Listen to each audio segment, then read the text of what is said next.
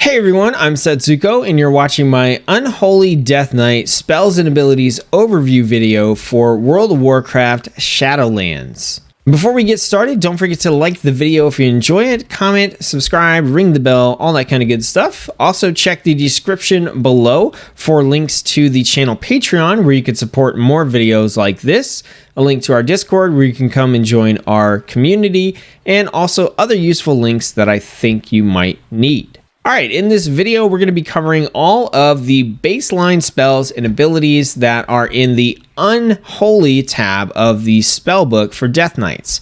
Now, we're not going to be covering any talented abilities as we're going to be discussing those in a separate talents video, but we are going to cover the base ones that we have regardless of talent selection.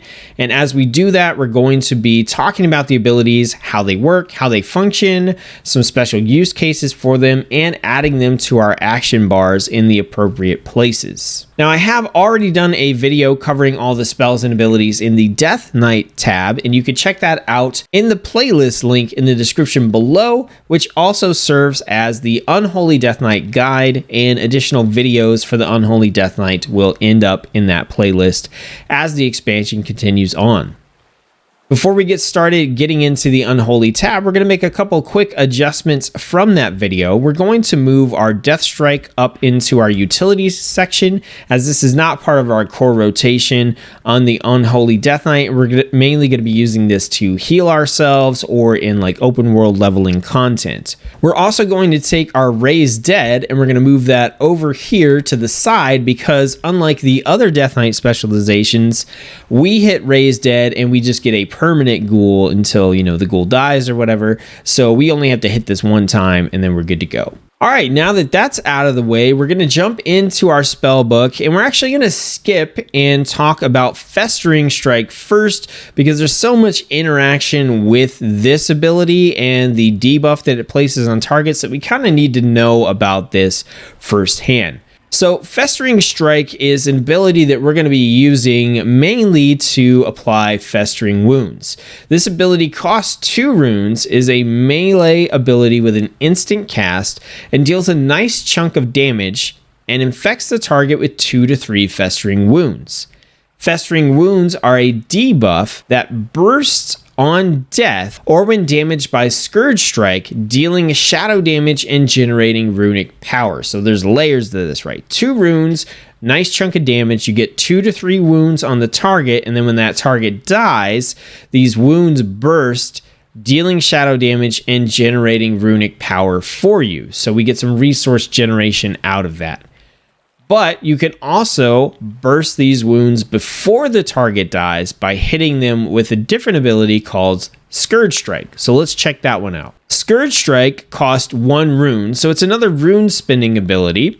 It's instant cast, it's a melee ability. It says an unholy strike that deals a small amount of physical damage and a small amount of shadow damage, and causing 1 festering wound to burst. So you can layer Festering Wounds onto a target with Festering Strike, and then you can burst them with Scourge Strike. So essentially that's the combination of what you're going to do there. You're going to put some wounds onto a target, and then you're going to burst them with Scourge Strike. There's more to it than that, but that's the core of what you're doing.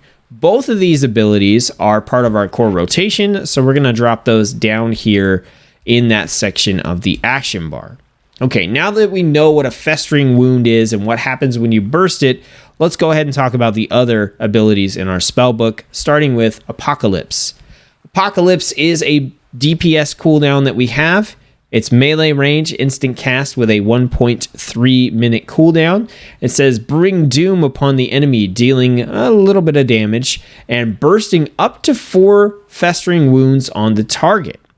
Summon an army of the dead ghoul for 15 seconds for each burst festering wound. So this is a situation where you can Festering Strike and get 2 to 3 wounds on the target, and then immediately go into Apocalypse. You'll deal damage, you'll burst 2 to 3 wounds, and summon 2 to 3 ghouls. However, ideally what you want to do is stack more wounds than that on the target so that you get more ghouls out of Apocalypse. So this is definitely an ability that you do not want to use just to, let me hit it and do some damage. No, you want to have the setup with the wounds ready to go. You get all the burst damage, you get the initial damage, and then you get a bunch of ghouls that will attack the target and other targets in the area based on how many wounds you burst. This is a big offensive cooldown, so we're going to put it in that section of our action bar. We also have a passive that we pick up at level 58. This gives us rank 3 of Apocalypse, and it causes Apocalypse to also generate 2 runes. So on top of everything else we just talked about, you also generate 2 runes, which basically means you can Festering Strike, and when you hit Apocalypse, you get back the runes that you spent on Festering Strike. So it helps with the setup there. Next, we have Army of the Dead. This is our huge damage dealing cooldown here. It costs 1 rune, it's instant cast, and has an 8-minute cooldown, which is insane. But it summons a legion of ghouls who swarm your enemies, fighting anything they can for 30 seconds. That is an incredibly long time for something like this, and that's why this has such a long cooldown. So obviously, if there are a bunch of targets, awesome. You can, send your legion of ghouls out there, and they can just like mix it up and, attack things. But if there's only one target, all your ghouls will hit that one target and deal massive chunks of damage. So this is definitely something that you push in the right opportune moments. It's not something you try to spam every time you can, but you do want to use it, frequently. But this is kind of the thing where you're going to know as you progress through a dungeon or a raid when's the best time to use this and how you can space it out so that you can get multiple uses of Army of the Dead in a single raid or a single dungeon, by planning it correctly. This is a big offensive cooldown ability that we're going to put down here with our other one. Next, we have Dark Transformation, another DPS cooldown ability here. This is a 100-yard range, instant cast, 1-minute cooldown ability. It says your Geist or Ghoul. It's your raised dead ghoul that you summon. I have a glyph applied that turns it into a Geist. It deals a small amount of shadow damage to 5 nearby enemies and transforms into a powerful undead monstrosity for 15 seconds. This empowers their abilities and takes on new functions while the transformation is active. So this is a big steroid for your ghoul. Basically, you hit this, they do some damage in an AoE, and then they turn into this giant hulking like flesh monster, and their abilities get upgraded and have new functions. This is something that you basically want to try to hit on cooldown most of the time in order to just maximize the amount of DPS that you're getting out of this, depending on some of the talents and stuff that you've picked up. Your ghoul does not die or anything when this ends. They just go back to being a normal ghoul, so just like I said, hit this on cooldown as much as possible. If you need to save it for a particular burst window, you're going to know that you need to do that. And we put Dark Transformation down here because it is a offensive damage dealing DPS cooldown that we have. We also have another perk here at level 52. We pick up rank 2 of Dark Transformation, which will grant your ghoul 100% energy when Dark Transformation happens, ensuring that they can dump all their abilities into a target right away. Next up, we have Epidemic. So Epidemic is the first of our runic power spending abilities that we're getting to see here. It costs 30 runic power, has a 30-yard range, and is instant cast. It causes each of your virulent plagues to flare up, dealing shadow damage to the infected enemy and an additional 62 shadow damage to all enemies near them. So what's a virulent plague? Well, for that, we need to jump down and take a look at Outbreak. Outbreak costs 1 rune, it has a 30-yard range, and is instant cast. It deals shadow damage to the target and infects all nearby enemies with virulent plague. Virulent plague is our disease. It does a decent amount of shadow damage over 27 seconds. And it erupts when the infected target dies, dealing shadow damage to nearby enemies. So Outbreak is something that we want to cast. We want to maintain this plague on our targets at all times. It's got that 27-second duration, so for the most part, you really just got to hit Outbreak like one time to have the plague on them for most of the duration. So you get a little bit of damage on the target, everything picks up the plague, and then when the plague erupts, it deals AoE damage again. If we go back up to Epidemic, this costs 30 runic power, so you got to spend some resources on it, but it causes those plagues that you put on everything with Outbreak to flare up and deal shadow damage to the infected enemy as well as everything around them. So if you're in an AoE situation, this is the button that you push in order to deal massive AoE damage. So let's go ahead and put these on the bar real quick. Outbreak is part of our core rotation, as is Epidemic. So these both go down here.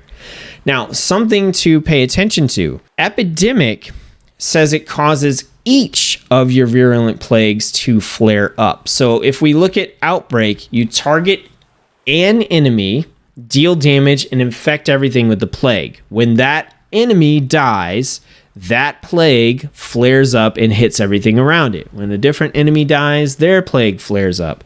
When you hit Epidemic, every plague on every target flares up, deals damage to them and AoE damage. So if you look at it this way, if you are attacking 5 enemies and you hit one enemy with Outbreak and they all get the plague, that's all well and good.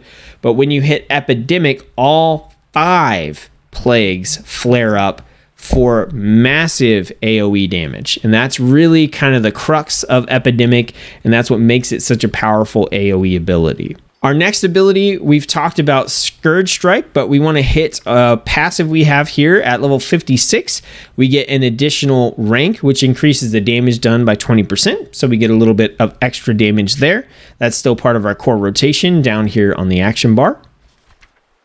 After that, we have our passive abilities. So we have Dark Sucker, which says when you kill an enemy that yields experience or honor, your next death strike within 20 seconds is free and heals for an additional 10% of your maximum health. So this is why I said we're going to use Death Strike a lot, mainly in like solo questing leveling sort of situations, because you're going to be fighting, you kill something, you Death Strike for free, and if it's free, you might as well. But also in general, Death Strike, you're going to use it if you need to heal yourself. If you're taking damage and you need to recover, instead of spending your runic power on like Epidemic or even your Death Coil, then we're going to be spending that on Death Strike instead. Next, we have Runic Corruption. It says each runic power you spend has a 1.6% chance to increase your rune generation by 100% for 3 seconds. So this just gives us some additional resource generation. We also have Sudden Doom. So Sudden Doom ties into our Death Coil. And for us as Unholy, Death Coil is part of our core rotation. So let's take a look at that first, then we'll come back to Sudden Doom. So our Death Coil costs 40 runic power. It's our main way to dump runic power if we don't need to spend it on like Epidemic or Death Strike. This fires a blast of unholy energy at the target, causing shadow damage to an enemy or healing an undead ally for 1300 health. So we talked about this in the previous video. You can deal some damage or you could heal your ghoul in this case. But in the other specializations, Death Coil is kind of an off ability that you don't really use very often. In Unholy, you use it quite a bit because Death Coil will reduce the cooldown of Dark Transformation by 1 second every time you use it. Dark Transformation is our ability. It's our ghoul steroid that turns them into the big hulking monstrosity. So every time we cast Death Coil, we get a reduction on the cooldown so that we can cast that ability more frequently. But on top of that, we have a passive here, Sudden Doom. Your auto attacks have a chance to make your next Death Coil or Epidemic cost no runic power.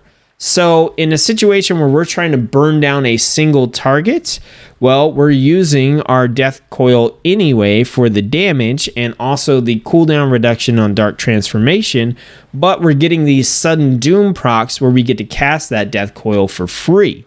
By the same token, if we're in an AoE situation, then we can use those Sudden Doom procs on our Epidemic to cast that for free. So that's why Death Coil becomes more of a core ability for the Unholy Death Knight as compared to the other two specs. Finally, we have our Mastery, which is Dreadblade. It says increases the damage of your minions and shadow damage abilities by 44.1%. That number is going to change based on how much mastery you have compared to what I have. But this is an increase of our shadow damage, which if we look, we get shadow damage from our epidemic, we get shadow damage from our virulent plague, we get shadow damage from our death coil. We're doing a lot of shadow damage, so this just pumps that up in general. And on top of that, our minions, so that applies to our ghoul, that applies to our minions from Apocalypse, Army of the Dead, it applies to any talented minions that we have, so anything like that will get the damage bonus as well. All right, so that's going to do it for this video. That's an overview of the baseline spells and abilities that are in the Unholy tab of the Death Knight Spellbook. Hope you guys have learned a lot from this video. Hope you're looking forward to the future ones. If you did, definitely throw a like on the video, comment, subscribe, share, do all the YouTube stuff, help the channel continue to grow. Don't forget to check the playlist in the description below for more videos as I'm able to make them. I hope you guys are having fun in Shadowlands. I'm happy to have you here on the channel, and I'll see you on the next video.